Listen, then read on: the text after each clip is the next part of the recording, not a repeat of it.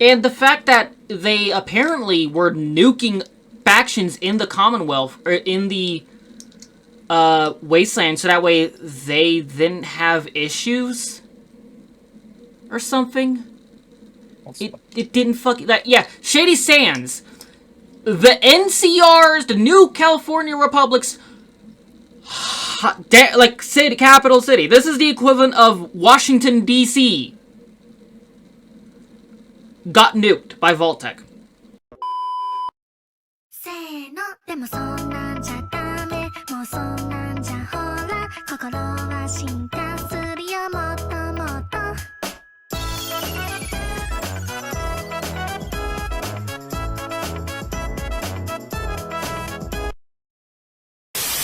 Post-war! And the thing is, though... Post-war!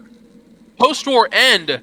I don't know if anybody notices, but the site where nukes drop don't tend to look pretty. Like, there was, like, we saw fully intact structures right next to the crater. No, that whole area outside the crater that whole should be area flat. Like, to miles outside is going to be destroyed. And that's another thing I'm writing about. Like, there's multiple instances where the set is prioritizing aesthetics over logic. And I get it. Sometimes you want to have the rule of cool, you know, oh my god type of situation. Seeing a massive crater where supposedly the capital of a, 30,000 plus nation. By the way, that tells you a lot about the NCR. If their highest recorded population count was like into the 30,000s. Considering that could be a big city in considering, and that's for the capital of a nation. No, that was just for Shady Sands. Yeah. I'm stupid. Never mind. Ignore me. So I want to posit this. Not only does the aesthetics over logic apply over real logic, it applies over Fallout logic. Because, like, I'm going to use a great example. Do you remember the first time you entered the glowing sea? Oh Do you my remember God, seeing yeah. those trees everywhere, blasted Wow. back and blackened? The Blasted buildings, flat. Buildings what few literally buildings buried were still under there were- under dirt because the bomb. And this is something that can actually happen. that By the much way, material. chat. It can actually happen, chat. The explosion basically quicksand turned the ground into ocean. It effectively caused the ground to become quicksand, and these buildings weren't buried. They sank into the earth. And only the only buildings to survive were either made out of concrete or were small and like tiny and not likely to be knocked over in a shockwave. But yeah, no, the thing is though, Fallout multiple times, because that's not even the only crater you can find in Fallout 4, multiple times, even small bombs have been shown to do damage to the area outside of the crater. That's kind of what bombs do. And it's the show. The thing is, we were talking so much praise to it, and I feel like almost a hypocrite saying this now. But like, so many cracks of the show that I was like kind of noticing in the first 4 episodes became so much clearer. And the further it went on, like it really ran out. The show had no endurance. Its writing went downhill quickly. Yeah, and I will say I did there, and it did have its good moments, like the fact that I do like Lucy's progression, and you could see that in the type of gun she was using. She started off using the tranquilizer and just constantly paralyzing people, showing that naivety to the outside world, and once she starts getting more shit thrown at her, we see her switch to a actual lethal pistol, and clearly is not against doming people. And it was nice to see her progression, but she still, again, even after those moments, she still had those moments. I think the final nail in the straw was that bridge scene. Yeah, I'm not joking. Cassie, I literally have it written down. I wrote, by the bridge scene, I was done with her shit. And I kind of like the fact that at that point, she kind of stopped being the whole, yeah, well, I could change the world. She kind of started being like, okay, this place is fucked, and I'm the one, and I'm not holding the leash, and I should be holding the leash. Yeah, because she did it immediately after with Vault 4. Yeah.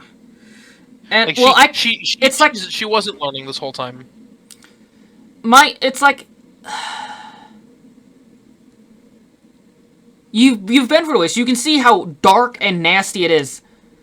I hate that whole golden rule thing they follow. It's like, and I hate to say it, chat, it's proven in human history. When shit hits the fan, it's like a zombie apocalypse. I hate to say it, but if a zombie apocalypse happened right now, I'm not worried about zombies. I'm worried about my neighbors. Yeah.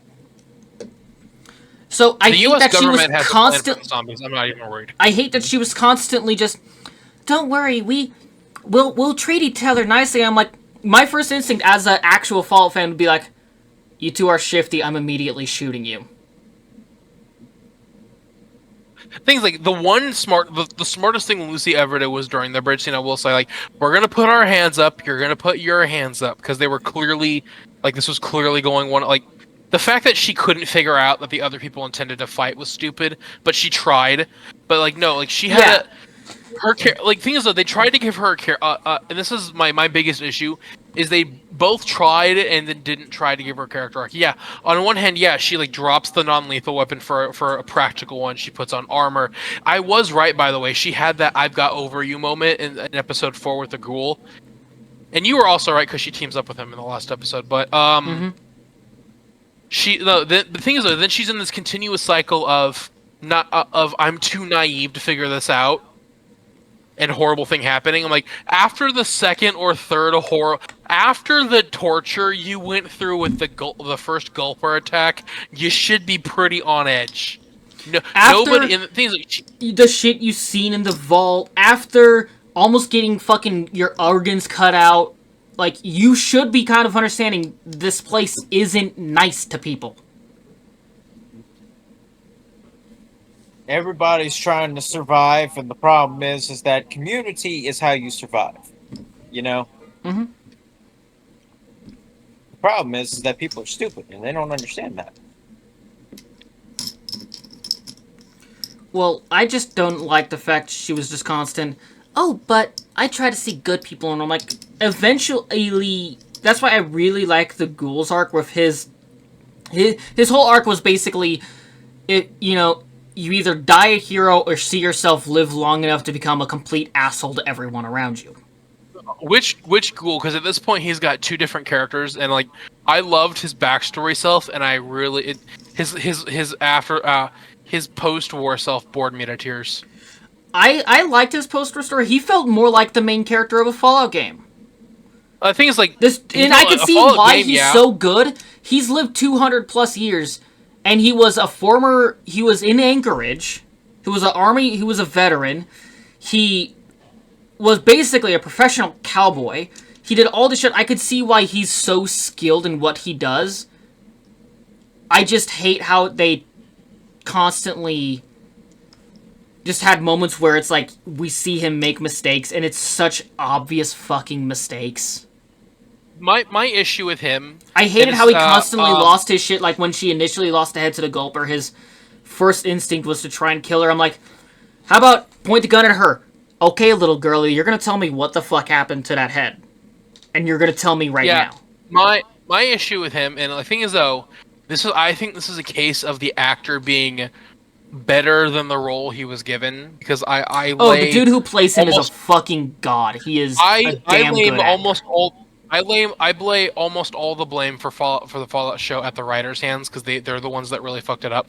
The problem was though, like, if you look at the way his character behaves in the pre-war, he is multifaceted. He's conflicted. He's debating doing what he knows he needs to do versus his moral. He's having that trauma of, do I trust my wife that she actually means well for the family? Or do I go with what my instincts is telling me that something's fucking up? And then post-war, and the thing is though, like, you can do an entire thesis paper on on characters that live for a very long time. And I'm gonna say because he looked about 40 in pre-war, he's probably about 250 to 260 years old by this point. Fucking dog shit. Oh god, why did I buy this? A&W ice cream sundae soda. This is absolutely dog shit. You did that to yourself. Yeah, you did that to yourself. But anyway, instead of having new wisdom, because let's be honest, he's almost 300 years old. He's closer to that than 200.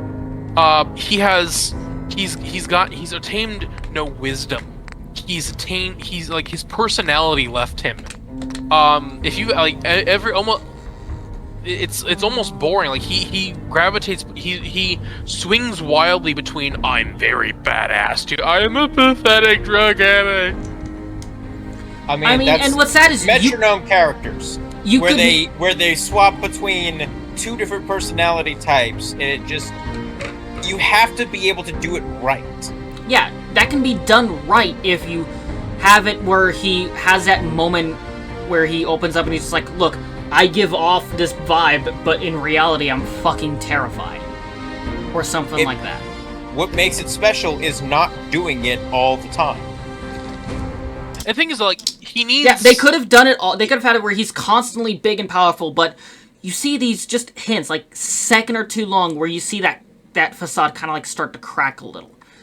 And then towards the end, when she's just like, what the fuck is wrong with you, you fucking asshole? And he finally breaks down and is just like, you know what, or he just says, like, you know, you fucking remind me of my, I don't know, kid or something.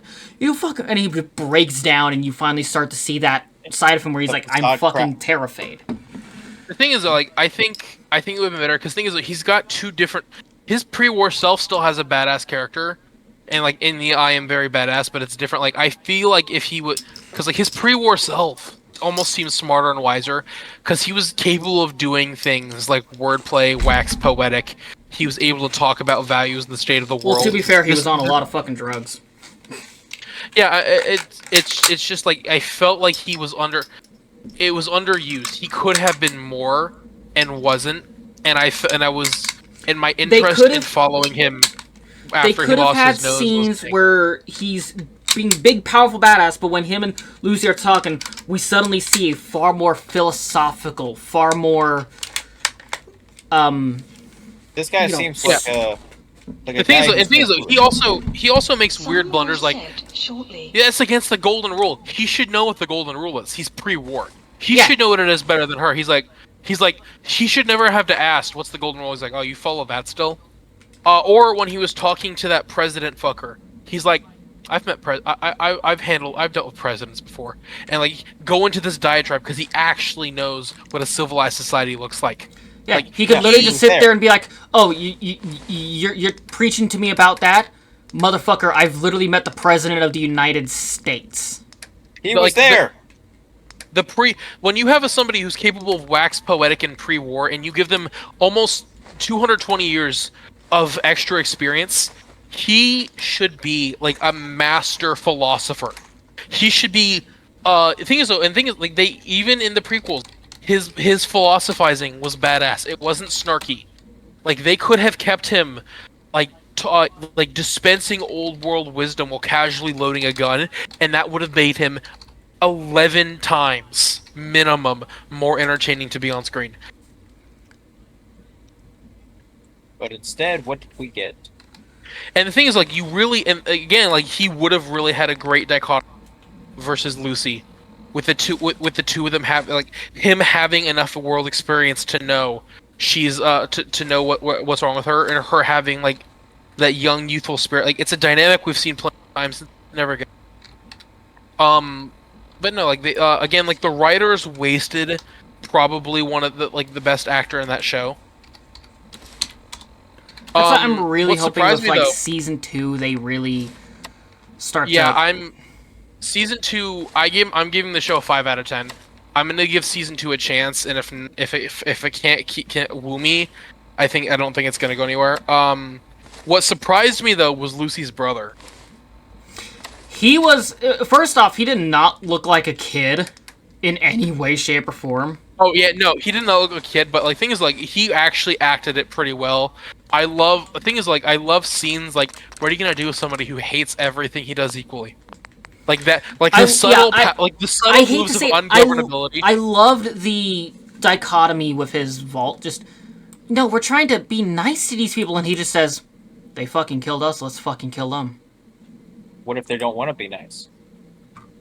They tried to kill us. Like, and the thing is, like, I love the way like the yes overseer moments, like all of that. Like he was or that moment he stared at the new overseer and is like enough to make her uncomfortable. Like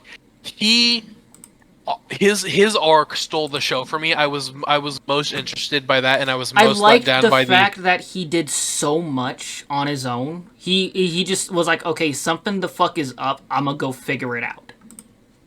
And like I love how they set up the blonde girl to be an ally, only for him to realize that she was not his 31. fucking ally. Well, it seems like they know people come from 31. They just don't know what exactly is going on over there. And I will say though, this is something I didn't. Yeah, I know too. I watched most of that episode, and it's so stupid. And that's one thing I didn't like, was that they were just. It feels more like they were just ripping parts of the games to make this. Vault 31, 32, and 33 could have been fucking genius. But instead it's... Vault 31 is basically the combination of Vault 112 and 111. 112 being Vanizraz Braun's personal vault, which had basically a bunch of VR machines in there so he could torture people for years. And Vault 4,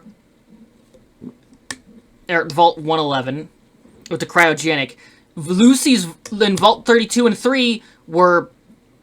Their experiment was basically a breeding vault, so people, the high intelligent people of 31 would come in, breed with the good people of Vault 32 and 3 to make better people for the world up top when they rebuild. So you know the secret of 31? Yeah, they're all Dick McGee's Vault executives. I know that. It made me for one, it invalidates 111's existence. 111 was meant to test if people could survive cryosleep. And the thing is that we already know. We don't even know who cleaned up 32. Clearly, he had to unfreeze the people from 31, tell them, hey, go clean up 32. Guess what? Hey, buddy! Do you like blood and corpses? And you just went to sleep after the bombs dropped, and you're like, what? Guess what you get to do? And your colleague is all old and shriveled. I will say, though, I did like the twist that Hank McLean was from pre-war. I wasn't expecting that. When I initially watched it, I was like, oh, this was interesting. You know, I was sitting there like... That was the only good part, honestly. Yeah. Because I'm sorry. Go ahead. I was filled with primeval rage at, like, the secret is just corporate management. That was it. I was more annoyed by the fact that it's like, we meet all these corporate execs, and I'm like, oh, and they just so happen to be in Vault 32, be with Vault 32 and 3. I don't have. And then you had that weird crop thing where all the crops started dying. That actually happens. That's a real world thing. Like that's actually they were just using real world logic. Yeah. Crops grown in isolation are highly susceptible to blight. We actually have to worry about that still today in our modern farms. But anyway, like they couldn't even be bothered to make actual Fallout universe cryopods. We've seen cryopods in the most recent game, and so they just went generic blue tubes.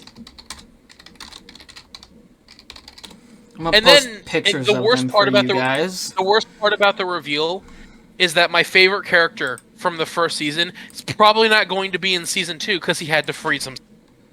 So for you, Darrigan, those are Vault 31 cryopods, right? Looks pretty cool, right? That looks pretty nice. You know, looks pretty futuristic-y. These were cryopods they used to test if cryostasis is even viable for human storage. They look more like what an actual cryopod would look like. Yeah.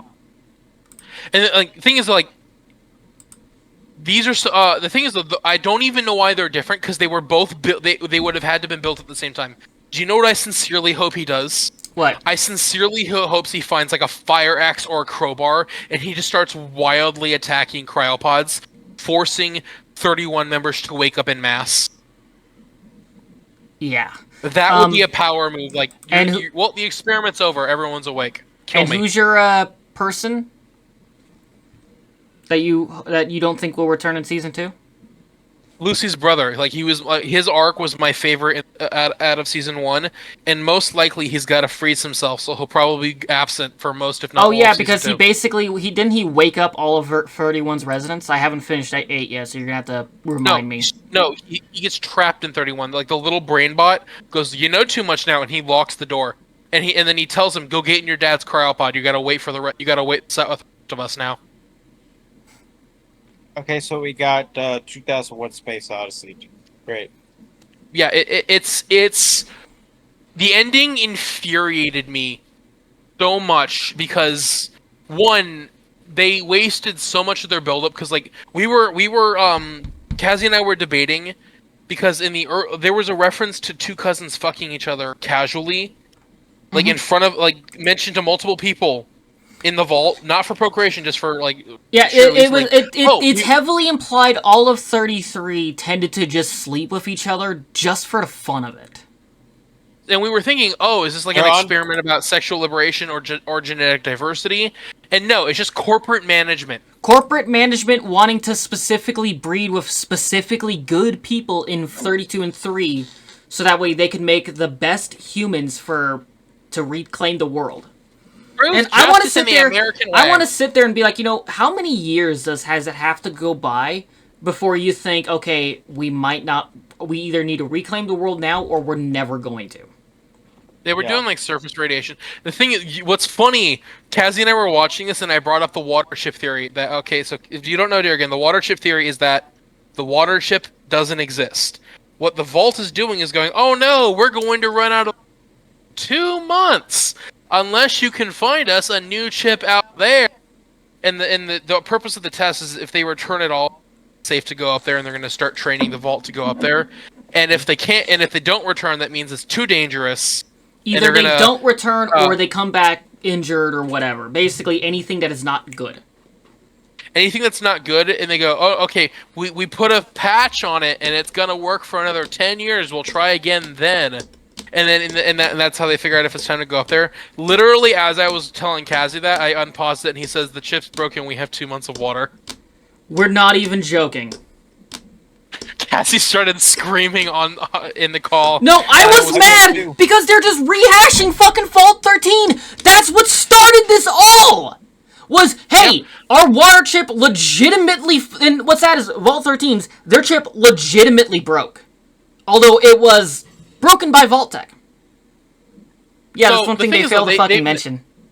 They've now... Again, that's evidence. What was the payoff for that? Because I haven't gotten to that part yet. So, the payoff for it is nothing. We still don't know what it's about. They announced that half of Vault 31 is going to Vault 33 is going to Vault 32 to repopulate it. That's it. We don't hear another thing about it. I assume they just start borrowing water from 32. I'm hoping it's something they're going to continue in season 2. Yeah, which I highly doubt. I'm sorry, but when you have 3 vaults together, I'm sorry, but how is 33 not questioning why 31 doesn't engage with them as much? Like, hey, we only see people when they basically come over here permanently. We never see in the entirety of the vault. And we never send anyone over there. That's the point, though. They're kept. Apparently, they're kept deliberately innocent, which is stupid because one of them was already cynical. That kid was just naturally cynical enough to figure it out. It's a massive plot hole, if you ask me, and it's really kind of stupid. And it's If a child can figure out something's not right here, and I don't even know how they're going to continue the water ship plotline because our POV character is now trapped in a cryopod. The only one in the vault that actually seemed interesting. I think, here's my theory. They're going to New Vegas. That is an entire state away. Hello, Nekopaw Division. Kazzy here. Thank you for waiting till the end of the video. You do not know how much it makes me to know you like my content. As always, please like and subscribe if you want to see more of what we do here. And if you really like what we do here, please consider joining my Discord or supporting me in any of the links down in the description. Also, be sure to check out Kazzy, me. Check me out on Twitch. I content there.